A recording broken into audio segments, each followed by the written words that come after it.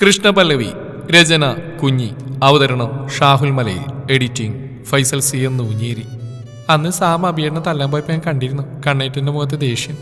എനിക്കറിയാം കണ്ണേട്ടൻ അബിയേട്ടനോട് ഒരു ദേഷ്യവും ഇല്ലാന്ന്. പിന്നെ എന്തിനാ ഇങ്ങനെ ഒരു അകൽച്ച? എല്ലാം മറന്നൂടെ? കണ്ണേട്ടൻ മിണ്ടാതിരിക്കുമ്പോൾ അബിയേട്ടൻ എത്രമാത്രം വേദനിക്കുന്നുണ്ടെന്ന് അറിയോ? അപ്പോൾ എനിക്ക് വേദന ഒന്നുമില്ലെന്നാണോ നീ കരുതുന്നത്? അറിയാം, കണ്ണേട്ടൻ്റെ മനസ്സ് വിഷമിക്കുന്നുണ്ട്. രണ്ടുപേരെയും സങ്കടത്തിലാക്കുന്ന ഈ വാശി അവസാനിപ്പിച്ചൂടെ? മിത്രയെ ഓർത്താണോ ഇപ്പോഴും ഈ വേദന? ഒരിക്കലുമല്ല. അന്നത്തെ സമ്പത്തിൽ എല്ലാവരും ഒരു വിധത്തിൽ അല്ലെങ്കിൽ മറ്റൊരു വിധത്തിൽ തെറ്റുകാരായിരുന്നു. ഒരു നിമിഷത്തെ സങ്കടത്തിലും ദേഷ്യത്തിലും ചെയ്തു പോയ കാര്യങ്ങൾ അതെല്ലാവരുടെയും ജീവിതം മാറ്റിമറിച്ചു. മിത്ര ഒരിക്കലും അങ്ങനെ ഒരു എടുത്തിയാട്ടം ചെയ്യരുതായിരുന്നു. ഒരവസരം നഷ്ടപ്പെട്ടു എന്ന് കരുതി അത് ലാസ്റ്റ് ചാൻസ് ആയിരുന്നു എന്ന് ചിന്തിക്കരുതായിരുന്നു. അവളുടെ കൂടെ ഒരു കോളേജ് മുഴുവൻ ഉണ്ടായിരുന്നല്ലേ. അന്ന് എല്ലാവരും സ്വന്തം ഇഷ്ടങ്ങൾ മാറ്റിവെച്ച് അവൾക്ക് വേണ്ടിയായിരുന്നു കൂടുതൽ പരിശ്രമിച്ച്. അത് അവൾക്കും അറിയാവുന്നതായിരുന്നു. എന്നിട്ടും അത് മറന്നുകൊണ്ടെല്ലാം അവസാനിപ്പിച്ചില്ലേ? അന്നങ്ങനെ ചെയ്യാതിരുന്നെങ്കിൽ അവൾ ഇന്നും ഐഡിയയിൽ ഉണ്ടാവുമായിരുന്നു. അവളുടെ അമ്മാന്മാർക്ക് തട്ടിക്കളിക്കാൻ ഒരിക്കലും അവൾ എറിഞ്ഞുകൊടുക്കില്ല. എന്നിട്ട് അതൊന്നും മനസ്സിലാക്കാതെ അതിനും ഇത്ര അങ്ങനെ ചെയ്ത് കണ്ണേറ്റിന് നഷ്ടാവുന്നു തോന്നിയുകൊണ്ടല്ലേ? അവളുടെ ശബ്ദത്തിൽ പരിഭവം കലർന്നിരുന്നു. യാദവ് തലതാഴ്ത്തി അവളെ നോക്കി. കുഞ്ഞുകുട്ടികളെപ്പോലെ ചുണ്ട് ചുളുക്കി കവിള് വീർപ്പിച്ചിട്ടുണ്ട്. അവൻ്റെ മുഖത്തേക്ക് നോക്കാതെ നിലത്തേക്ക് നോക്കിയാണ് ഇരിപ്പ്. അവനത് കണ്ട് ചിരിയാണ് വന്നത്. ഈ പെണ്ണ്. അവൻ അവളുടെ കവിളിലേക്ക് ചൂണ്ടുവിരൽ കൊണ്ട് കുത്തി. അവൾ ഒന്നുകൂടെ നെറ്റി ചുളിച്ച് പരിഭവത്തോടെ അവനെ നോക്കി. കുശുംബി, നീ കുശുമ്പൂത്തിയിട്ടൊന്നും കാര്യമില്ല കുഞ്ഞാ. എന്ത് ചെയ്യാനാ? ചേട്ടൻ എല്ലാവർക്കും ഭയങ്കര ഇഷ്ടമാ. അവനൽപ്പം ഗമയോടെ പറഞ്ഞു. ഓ പിന്നെ ഒരു ചോട്ടം വന്നേക്കുന്നു. എന്താണ് എനിക്കൊരു കുഴപ്പം? കുഴപ്പം മാത്രമേ ഉള്ളൂ, താടി മുടി നീട്ടി കാട്ടുമാക്കാനെ പോലെയുണ്ട്. ആഹാ, നീ അത്രക്കായോ? അവനവളുടെ ഇടുപ്പിൽ ചുറ്റിയ കൈ കൊണ്ട് അവളുടെ വയറിൽ ഇക്കിളിയാക്കാൻ തുടങ്ങി. ഒപ്പം പിന്നിൽ നിന്ന് അവളുടെ കഴുത്തിൽ അവൻ താടി കൊണ്ട് ഉരസി. പലവിയൊന്നും പുളഞ്ഞുകൊണ്ട് ചിരിച്ചു. അവളുടെ ചിരി ഉയരുന്നതിനനുസരിച്ച് അവൻ്റെ ആവേശവും കൂടിക്കൊണ്ടിരുന്നു. അവൾ ചിരിയോടെ അവനെ വിട്ടുമാറി എണീക്കാൻ നോക്കിയെങ്കിലും അവനൊരു കൈ കൊണ്ട് അവളെ മുറുകെ പിടിച്ച് വീണ്ടും ഇക്കിളിയാക്കി. വേണ്ട കണ്ണേട്ട, മതി, വയറ് വേദനിക്കുന്നു, മതിട്ടോ. ചിരിക്കുന്നതിനിടയിൽ അവൾ എങ്ങനെയൊക്കെയോ പറഞ്ഞൊപ്പിച്ചു. അവളുടെ ചിരിയിൽ മതിമറന്ന് നിൽക്കുകയായിരുന്നവൻ. അവൻ ഭിത്തിയിലേക്ക് ചാരിയിരുന്നുകൊണ്ട് അവൾ അവനിലേക്ക് ചേർത്തു പിടിച്ചു. അവൾ ചിരി നിർത്തി അണച്ചുകൊണ്ട് അവനോട് ചേർന്നിരുന്നു. അണച്ചുകൊണ്ട് അവനോട് ചേർന്നിരിക്കുന്ന അവളുടെ കവിളിൽ അവൻ അമർത്തി ചുംബിച്ചു. അവൾ കണ്ണുകളടച്ച് അവളെ ചുറ്റിയിരിക്കുന്ന അവൻ്റെ കൈകൾക്ക് മുകളിൽ കൈ ചേർത്തു വെച്ചു. അവൻ അവളുടെ തോളിൽ താടിയൂന്നിയിരുന്നു. അവൻ്റെ ചിന്തകൾ വീണ്ടും പിന്നിലേക്ക് പോയി. അറിയില്ല പവി, മിത്ര എന്തിനു വേണ്ടിയാണ് അങ്ങനെ ചെയ്തതെന്ന്. അല്പനേരത്തെ മൗനത്തിന് ശേഷം അവൻ പറഞ്ഞു. പല്ലവി മറുപടിയൊന്നും പറയാതെ അവനെ കേൾക്കാനിരുന്നു. മിത്രയുടെ സംസാരവും പ്രവൃത്തികളൊക്കെ കാണുമ്പോൾ എനിക്ക് മണിക്കുട്ടിയായിരുന്നു ഓർമ്മ വരുന്നത്. അതുകൊണ്ട് തന്നെ അവളോട് തോന്നുന്ന അതേ വാത്സല്യമായിരുന്നു എനിക്ക് മിത്രയോടും തോന്നിയിരുന്നത്. പക്ഷേ അവളത് മനസ്സിലാക്കിയില്ല. ഇഷ്ടമാണെന്ന് പറഞ്ഞ് പിന്നാലെ നടക്കുമ്പോൾ ഒരുപാട് തവണ പറഞ്ഞ് മനസ്സിലാക്കി തിരുത്താൻ നോക്കിയിട്ടുണ്ട്. പക്ഷേ അതൊന്നും അവൾ മുഖവിലേക്ക് എടുത്തില്ല. അവൾ എനിക്ക് വേണ്ടിയാണ് മരിച്ചെന്നറിഞ്ഞപ്പോൾ വേദനയാണ് തോന്നിയത്, കുറ്റബോധമായിരുന്നു. അവളെ തിരുത്താൻ കഴിഞ്ഞില്ലല്ലോ എന്നോർത്ത്. പിന്നെ എൻ്റെ അബി, നിനക്കറിയോ പവി, 23 വർഷം ഒരേ നിഴൽ പോലെ നടന്നവരാ ഞങ്ങൾ. ഊണിലും ഉറക്കത്തിലും എല്ലാം ഞങ്ങൾ ഒന്നിച്ചായിരുന്നു. അവനില്ലാത്തൊരു നിമിഷം പോലും ജീവിതത്തിൽ ഉണ്ടായിട്ടില്ല. അങ്ങനെ ഉണ്ടാവാൻ ഞാൻ ആഗ്രഹിച്ചിട്ടില്ല. അബിയെ പറ്റി പറഞ്ഞു തുടങ്ങിയപ്പോൾ അവൻ്റെ ശബ്ദമിടർന്ന് പല്ലവി ശ്രദ്ധിച്ചു. അവൾ അവൻ്റെ മുഖത്തേക്ക് തലചരിച്ച് നോക്കി. ആ കണ്ണുകൾ കലങ്ങിയിരുന്നു. നിറഞ്ഞൊഴുകാൻ വെമ്പി നിൽക്കും പോലെ ആ കണ്ണുകൾ നിറഞ്ഞിരുന്നു. അത് കാണുന്തോറും നെഞ്ചിലൊരു വലിയ ഭാരം ഇരിക്കുന്ന പോലെ പല്ലവിക്ക് തോന്നി. ആ കണ്ണുകൾ നിറയുന്ന മാത്രം കാണാനുള്ള ത്രാണി തനിക്കില്ലെന്ന് അവൾക്ക് മനസ്സിലായി. പക്ഷേ അന്ന് മിത്ര പറഞ്ഞ വാക്കുകൾ അതെൻ്റെ ഹൃദയത്തെ ചുട്ടരിക്കാൻ പാകത്തിനുള്ളതായിരുന്നു. ഞാൻ കാരണമായിരുന്നില്ലേ എല്ലാം സംഭവിച്ച കുഞ്ഞാ? നിനക്ക് തോന്നുന്നുണ്ടോ ഞാൻ എൻ്റെ അബിയുടെ ജീവിതം നശിപ്പിക്കുന്ന? ആ ഒരു ചോദ്യം ഉന്നയിക്കുമ്പോൾ ആ കണ്ണുകൾ നിറഞ്ഞൊഴുകിയിരുന്നു. വാക്കുകൾ പലപ്പോഴും തൊണ്ടയിൽ കുടുങ്ങിയ പോലെ അവൻ വിക്കി. അത് കാണുന്തോറും പല്ലവി വിങ്ങിപ്പൊട്ടി. എന്താ കണ്ണേട്ടാ ഇങ്ങനെയൊന്നും പറയാതെ? എൻ്റെ കണ്ണേട്ടന് ആരെയും വേദനിപ്പിക്കാൻ കഴിയില്ല. ഏട്ടൻ സ്നേഹിക്കുന്നവരെ പൊന്നുപോലെ നോക്കാൻ എൻ്റെ ഏട്ടൻ അറിയൂ. അവൻ്റെ ഒഴുകിയിറങ്ങിയ കണ്ണീര് തുടച്ചുകൊണ്ട് അവൾ പറഞ്ഞു. അവൻ അവളുടെ കണ്ണുകളിലേക്ക് തന്നെ ഉറ്റുനോക്കി. പിന്നെ എന്തിനാ മിത്ര അങ്ങനെ പറഞ്ഞു? പക്ഷേ അന്ന് അവൾ പറഞ്ഞ സത്യമായിരുന്നില്ലേ? എൻ്റെ അവഗണനയല്ലേ അവനെ കൊണ്ട് അങ്ങനെ ചെയ്യിച്ചത്? കുഞ്ഞുകുട്ടികളെപ്പോലെ അവൻ ചോദിച്ചുകൊണ്ട് അതിന് അവൻ തന്നെ ഉത്തരം പറയുന്നുണ്ട്. പല്ലവിയുടെ നെഞ്ചി വിങ്ങി. വേണമെന്ന് വെച്ചിട്ടല്ല, അവൻ്റെ ഇഷ്ടം എന്നോട് പറയാതിരുന്നതിൻ്റെ പരിഭവം കാണിച്ചതാ. തെറ്റായിപ്പോയി ചെയ്ത്. ഞാൻ അവനോട് മിണ്ടാൻ നടക്കരുതായിരുന്നു. അങ്ങനെയായിരുന്നെങ്കിൽ ഞങ്ങൾ ഇന്ന് ഒരുമിച്ചിരുന്നേനെ. ഇപ്പോഴും അതിന് തടസ്സമൊന്നുമില്ല കണ്ണേട്ട. അബിയേട്ടനോട് മിണ്ടുന്ന കാത്തിരിക്കുക എല്ലാവരും. ആഗ്രഹമില്ലായിട്ടല്ല പവി. അന്നത്തെ സംഭവത്തിന് ശേഷം മനസ്സിൽ കയറി കൂടിയ വാശിയാ. ഞാനില്ലെങ്കിലും അവനെല്ലാം നേടണം എന്നുള്ളത്. മറ്റുള്ളവർക്ക് വേണ്ടിയല്ല, എൻ്റെ മനസാക്ഷിയെ ബോധിപ്പിക്കാൻ വേണ്ടിയെങ്കിലും. ഞാൻ കാരണം അവൻ്റെ ജീവിതത്തിലൊരു നഷ്ടം വരാൻ ഞാൻ ആഗ്രഹിക്കുന്നില്ല. അതിനുവേണ്ടിയാ ഇങ്ങനെയൊക്കെ. പക്ഷേ പലപ്പോഴും എനിക്കതിന് കഴിയുന്നില്ല പവി. അവനെ കാണുമ്പോൾ കെട്ടിപ്പിടിച്ച് കൂടെ നിർത്താൻ തോന്നുക. നിനക്കൊരു കാര്യം അറിയോ? ആരും അറിയാതെ ഞാൻ അവൻ്റെ അടുത്ത് പോവാറുണ്ട്. മനസ്സ് നിറയും വരെ അവനെ ചേർത്ത് പിടിച്ച് കിടക്കാറുണ്ട്. അത് പറയുമ്പോൾ സങ്കടത്തിൽ അവൻ കുറുമ്പോടെ ചിരിച്ചു. അറിയാവുന്ന കാര്യമാണെങ്കിലും പല്ലവിയുടെ കണ്ണുകൾ അത്ഭുതത്തോടെ വിടർന്നു.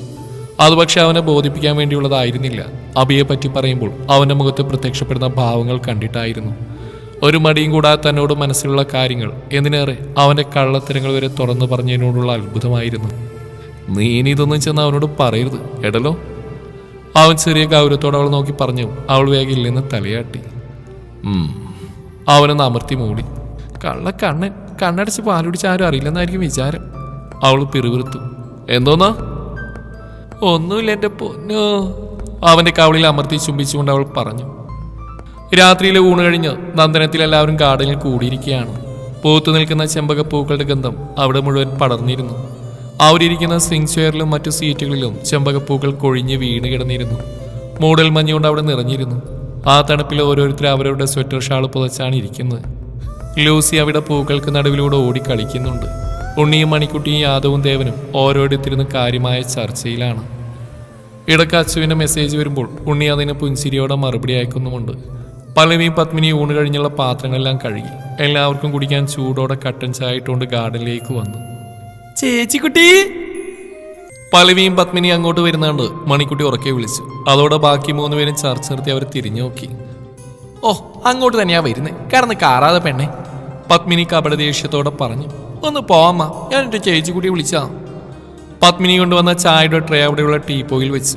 പല്ലവിയും യാദവും മണിക്കുട്ടി ഇരിക്കുന്ന സ്വിംഗ് ചെയറിൽ നടുക്കായിരുന്നു. ഇരിക്കുന്നതിന് മുന്നേ 2 ഗ്ലാസ് ചായ അവൾ കയ്യിലെടുത്തിരുന്നു. അതിലൊന്ന് മണിക്കുട്ടിക്കും മറ്റേത് യാദവിനും കൊടുത്തു. ചായ വാങ്ങിക്കൊണ്ട് യാദവ് പല്ലവി അവളുടെ ഇടുപ്പിലൂടെ കൈ ചുറ്റി അവൾ അവനോട് ചേർത്തിരുത്തി. പല്ലവി ഞെട്ടി ചുറ്റും നോക്കി. അങ്ങനെ ഒരു നീക്കം അവൾ പ്രതീക്ഷിച്ചിരുന്നില്ല. എല്ലാവരും ചൂട് ചായ ഊതിക്കുടിക്കുന്ന തിരക്കിലായതുകൊണ്ട് ആരും ഒന്നും അറിഞ്ഞില്ല. അവൾ തലയിരിച്ച് യാദവിനെ നോക്കി. അവിടെ ഒന്നും അറിയാത്ത പോലെ സ്വിങ്ങിലേക്ക് ചാരിന്ന് ചായ കുടിക്കുകയാണ്.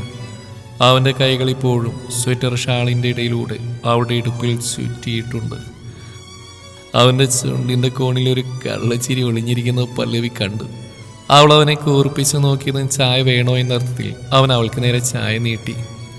പട്ടി! അവൾ അവനെ നോക്കി പിറുവിറുത്തവും അതിന് മറുപടി അവളുടെ ഇടുപ്പിലിരുന്ന് അവൻ്റെ കൈകളൊന്ന് അമർന്ന് മുറുകി. അടിവയറ്റിൽ നിന്നൊരു മിന്നൽ പിണർപ്പ് പാഞ്ഞ പോലെ തോന്നി പല്ലവിക്ക്. അവളൊരു പിടച്ചിലോടെ നേരെയിരുന്നു. അത് കണ്ട് അവൻ്റെ ചുണ്ടിൽ വീണ്ടും ഒരു കള്ളച്ചിരി തെളിഞ്ഞു. എന്തായിരുന്നു ഇവിടെ 4 പേരും കൂടി ഒരു ചർച്ച? പത്മിനി ചായ കുടിച്ചുകൊണ്ട് എല്ലാവരോടായി ചോദിച്ചു. അത് കേട്ടത് ഒരു പരിങ്ങിലോടെ ദേവൻ ബാക്കി 3 പേരെയും നോക്കി. ഉണ്ണി ചോദ്യം കേൾക്കാത്ത പോലെ ഫോണിലേക്ക് തന്നെ നോക്കിയിരിക്കുകയാണ്. മണിക്കുട്ടി കൊഴിഞ്ഞു വീണ പൂക്കളുടെ ഭംഗി ആസ്വദിക്കുന്നു. എല്ലാവരെയും വീക്ഷിച്ച പല്ലവിക്ക് എവിടെയോ എന്തൊക്കെയോ ചീഞ്ഞു നാറുന്ന പോലെ തോന്നി. എന്തോ തങ്ങളിൽ നിന്ന് മറക്കുന്ന പോലെ. വന്നപ്പോൾ മണിക്കുട്ടിയുടെ ഉറക്കെയുള്ള വിളി പോലും അതിൻ്റെ ഭാഗമാണോ എന്ന് പോലും അവൾ ചിന്തിച്ചു. അവൾ തലചരിച്ച് യാദവിനെ നോക്കി. അവിടെ ഇതൊന്നും തന്നെ ബാധിക്കുന്ന കാര്യമല്ലെന്ന പോലെ ചായ കുടിക്കുന്ന തിരക്കിലാണ്. അതെ, ഞാൻ നിങ്ങളോടാ ചോദിച്ചു, എന്താ ആരും ഒന്നും മിണ്ടാത്തേ? ആരുടെയും മറുപടി കിട്ടിയില്ലെന്ന് കണ്ട് പത്മിനി വീണ്ടും ചോദിച്ചു. അത് ഒന്നുമില്ലമ്മ, ഏട്ടൻ്റെ കല്യാണക്കാരി തന്നെ, യാദവ് പറഞ്ഞു. അത്രയും നേരം ഫോണിൽ നോക്കിയിരുന്ന ഉണ്ണി അവനെ തല ഉയർത്തി നോക്കി. നിനക്കിത് ഇപ്പോഴെങ്കിലും പറയാൻ തോന്നിയില്ലോടാ എന്ന ഭാവമായിരുന്നു ഉണ്ണിയുടെ മുഖത്ത്. അതെ അതെ, എത്ര പെട്ടെന്ന് ആ ദിവസം പോകുന്നു. 2 ആഴ്ച കൂടി കഴിഞ്ഞാൽ കല്യാണമായി. മോളുടെ വീട്ടിലെ ഒരുക്കങ്ങളൊക്കെ തുടങ്ങിക്കഴിഞ്ഞു. നമ്മളെന്താ ഇങ്ങനെയൊന്നും തുടങ്ങാതെ? പത്മിനി ദേവനെ നോക്കിക്കൊണ്ട് പറഞ്ഞു. എൻ്റെ പപ്പി, നമ്മൾ ഒരുക്കങ്ങളൊക്കെ നടത്തി കഴിഞ്ഞു. കല്യാണം വിളിയൊക്കെ അതിൻ്റെ അവസാനത്തിലേക്ക് എത്തിയില്ലേ. ഇനി 1 or 2 പേരെ വിളിച്ചാൽ മതി. പിന്നെ ബാക്കി കാര്യങ്ങളൊക്കെ ഏറ്റിരിക്കുന്ന കണ്ണനല്ലേ, അവൻ അതൊക്കെ ഭംഗിയായിട്ട് നോയിക്കോളും, അല്ലേടാ? ആഹാ, നല്ല ബെസ്റ്റ് അച്ഛൻ. കുഴിമടി പിടിച്ച് മക്കളെ കൊണ്ട് പണിയെടുപ്പിക്കാതെ മക്കൾക്ക് വേണ്ടി കഷ്ടപ്പെട്ട് പണിയെടുക്ക് ഡാഡി. മണിക്കുട്ടിയുടെ അസ്ഥാനത്തെ പറച്ചിൽ കേട്ട് പത്മിനി അറിയാതെ ചിരിച്ചു പോയി. ഇതിനെയൊക്കെ ഏത് നേരത്തും ഉണ്ടാക്കാൻ തോന്നിയെന്നോർത്ത് ദേവനിരുന്ന് തലചൊറിഞ്ഞു. അതൊക്കെ പോട്ടെ, കല്യാണം പ്രമാണിച്ചേ ഞങ്ങൾക്കൊന്ന് ബ്യൂട്ടീഷ്യൻ ചെയ്യാൻ പോകണം. ആകെ കൂടിയുള്ളൊരു കല്യാണമല്ലേ, നന്നായിട്ടൊന്ന് ബ്യൂട്ടീഷ്യൻ ചെയ്യണം. എല്ലാവരും എന്നെ കണ്ട് കണ്ണെടുക്കാതെ നോക്കി നിൽക്കണം. മണിക്കുട്ടി എഴുന്നേറ്റ് നിന്ന് ആക്ഷനോടെ പറഞ്ഞു. അതെ അതെ, അത് വേണം. എന്റെ കല്യാണത്തിന് നീ നന്നായിട്ട് ഒരുങ്ങണം. ആ മുഖത്തെ വൃത്തിയേടൊക്കെ അങ്ങ് മാറട്ടെ. ഉണ്ണി മണിക്കുട്ടിയെ കളിയാക്കി പറഞ്ഞു. അതെ, വൃത്തിയേട് മാറ്റാൻ തന്നെയാ എന്റെ തീരുമാനം. അതുകൊണ്ട് കല്യാണത്തിന് എന്റെ ഫുൾ ചെലവ് ഉണ്ണിയേട്ടന്റെ വക. മണിക്കുട്ടി വലിയ കാര്യത്തോടെ പറഞ്ഞു. ഉണ്ണി കുടിച്ചുകൊണ്ടിരുന്ന ചായ തരിപ്പിൽ കയറി. മണിക്കുട്ടി അവന്റെ തലയിലിട്ട് ആഞ്ഞ് കൊട്ടാൻ തുടങ്ങി. എന്റെ പൊന്നെ, മതി മതി, തല തല്ലി പൊളിച്ചത്. ക്ഷമ കെട്ട് അവൻ അവളെ പിടിച്ചു മാറ്റി. അപ്പൊ പറഞ്ഞു കേട്ടല്ലോ, ബ്യൂട്ടീഷ്യൻ ഉൾപ്പെടെ ചെലവുകളൊക്കെ ഉണ്ണിയേട്ടന്റെ വക.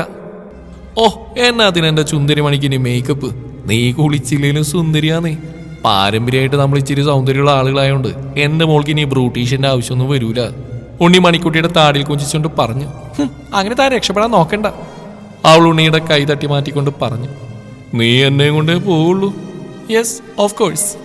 മണിക്കുട്ടി രണ്ട് കൈയും മാറിൽ പിണച്ചു കെട്ടി തലയാട്ടി പറഞ്ഞു. ഉണ്ണി ഒരു ദീർഘനിശ്വാസത്തോടെ സീറ്റിലേക്ക് ചാരിയിരുന്നു. ഉണ്ണിയേട്ടാ. ഐഷ്, എന്താ ഒരു ഒലിപ്പിക്കല്? നീ ഇങ്ങനെ നീട്ടി വിളിക്കണമെന്നില്ല പോയിക്കുട്ടി. എനിക്കറിയാലോ അവിടെ പിന്നാലെ നീയും വരുന്നു. രണ്ടിൻ്റെ ആഗ്രഹമല്ലേ? എന്താന്ന് വെച്ചാൽ ആയിക്കോ. അത് കേട്ടത് മണിക്കുട്ടിയും പലരും പരസ്പരം കൈകൂട്ടി. പിന്നെ അവരുടെ ചർച്ചകൾ നീണ്ടു. ഡ്രസ്സ് എടുക്കാൻ പോകുന്നതിനെക്കുറിച്ചും കല്യാണത്തിലുള്ള മറ്റൊരുക്കങ്ങളെക്കുറിച്ചും എല്ലാം പറഞ്ഞുകൊണ്ടിരുന്നു. തണുപ്പ് അധികരിച്ചു വന്നു. ദേവനും പത്മിനി എല്ലാവരോടും കിടക്കാൻ പറഞ്ഞുകൊണ്ട് അകത്തേക്ക് കയറിപ്പോയി. ഇടയ്ക്ക് പല്ലവിയുടെ മടിയിലേക്ക് തലവെച്ച് കിടന്ന മണിക്കുട്ടി ഉറങ്ങിയിരുന്നു. ഉണ്ണി മണിക്കുട്ടിയെടുത്ത് യാദവിനോടും പല്ലവിയോടും ഗുഡ് നൈറ്റ് പറഞ്ഞ് അകത്തേക്ക് കയറിപ്പോയി. പല്ലവി അരികിലിരിക്കുന്ന യാദവിനോട് പറഞ്ഞുകൊണ്ട് എണീക്കാൻ പോയതും അവൻ അവളെ ഇടുപ്പിലൂടെ കൈ ചുറ്റി അവളെ അവൻ്റെ മടിയിലേക്ക് ഇരുത്തി. അവളെ ഞെട്ടിക്കൊണ്ട് അവൻ്റെ മുഖത്തേക്ക് നോക്കി. അവൻ അവളെ തന്നെ നോക്കിയിരിക്കുകയാണ്. ആ കണ്ണുകളിലെ നോട്ടം താങ്ങാനാവാതെ അവൾ മിഴികൾ താഴ്ത്തി. അപ്പോഴേക്കും നാണത്താൽ ആ കവിളുകൾ ചുവന്നിരുന്നു. അവൻ രണ്ട് കൈ കൊണ്ട് അവളുടെ മുഖം അവന് നേരെ ഉയർത്തി. അവൻ്റെ കണ്ണുകൾ അവളുടെ മുഖമാകെ ഓടി നടന്നു. നാണത്തോടെ അവളുടെ ചുണ്ടിൽ പുഞ്ചിരി വിരിഞ്ഞതും അവളുടെ നുണക്കുഴി തെളിഞ്ഞു. അരണ്ട വെളിച്ചത്തിൽ ആ നുണക്കുഴി കണ്ടതും അവൻ്റെ കണ്ണുകൾ അവിടെ തന്നെ തറഞ്ഞു നിന്നു. അവൻ മൃദുവായി അവളുടെ നുണക്കുഴിയിലേക്ക് ചുണ്ടുകൾ ചേർത്തു. ആ തണുപ്പിൽ അവൻ്റെ നിശ്വാസം മുഖത്ത് പതിഞ്ഞതും അവൾ കണ്ണുകൾ ഇറുക്കി അടച്ചു. അവൻ്റെ നെഞ്ചോട് ചേർന്നിരുന്ന അവളുടെ കൈകൾ അവൻ്റെ ഷർട്ടിൽ പിടിമുറുക്കി. Pavi, I want a deep kiss. കാറ്റുപോലെ അവൻ്റെ സ്വരം മുഖത്ത് തട്ടിയതും അവളൊന്ന് പൊള്ളിപ്പിടഞ്ഞു പോയി.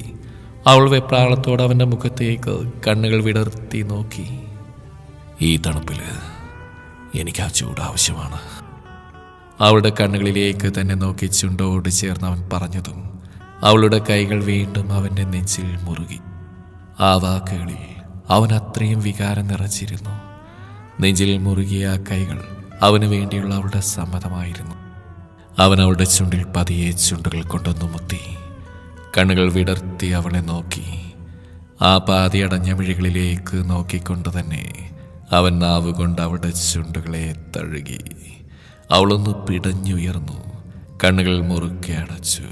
അവൻ്റെ കഴുത്തിനിരുവശത്തേക്കും അവൾ കൈകൾ ചേർത്തു വെച്ചു.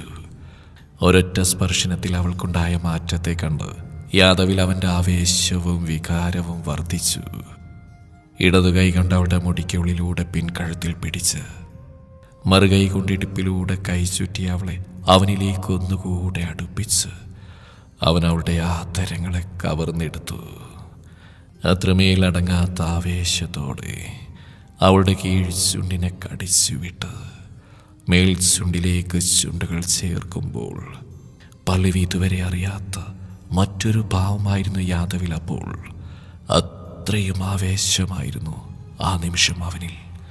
അവളുടെ മുടിഴകളിൽ പിടിമുറുക്കി അവൻ അവളെ അവനിലേക്ക് ഒന്നുകൂടെ അടുപ്പിച്ചു. അവളുടെ ചുണ്ടുകൾ അവൻ മുഴുവനായി വായ്ക്കുള്ളിലാക്കിയിരുന്നു. ആ നിമിഷം ശ്വാസമെടുക്കാൻ പോലും പല്ലവിക്ക് കഴിയുന്നുണ്ടായിരുന്നില്ല. എന്നാൽ അവൾ അവനെ തടഞ്ഞില്ല. അവനിലെ ആവേശത്തെ തളർത്തുന്ന ഒരു നീക്കവും അവളിൽ നിന്നുണ്ടായില്ല. അവൻ്റെ ആ വന്യമായ ഭാവത്തെ ആസ്വദിക്കുകയായിരുന്നു അവൾ ആ നിമിഷം. അവളുടെ ചുണ്ടുകളെ അവൻ്റെ ചുണ്ടുകളാൽ തന്നെ വിടർത്തി. അവൻ്റെ നാവിനെ അവൾക്ക് ഉള്ളിലേക്ക് കടത്താൻ അവൻ ഒരുപാട് ബുദ്ധിമുട്ടേണ്ടി വന്നില്ല. അവളുടെ നാവിനാൽ ചുഴറ്റിയ നിമിഷം അവളുടെ കൈകൾ അവൻ്റെ മുടിയിൽ ശക്തമായി കോർത്തു വലിച്ചു. ആ നിമിഷം തന്നെ അവൻ്റെ കൈകളും താഴെ കരിച്ചിറങ്ങിയിരുന്നു. തുടരും മനോഹരമായ റൊമാൻസിൻ്റെ ബാക്കി ഭാഗം നാളെ ഇതേ സമയം. കഥ ഇഷ്ടമായാൽ ലൈക്ക് ചെയ്യുക. നിങ്ങളുടെ അഭിപ്രായങ്ങൾ കമൻറ്റ് ചെയ്യുക.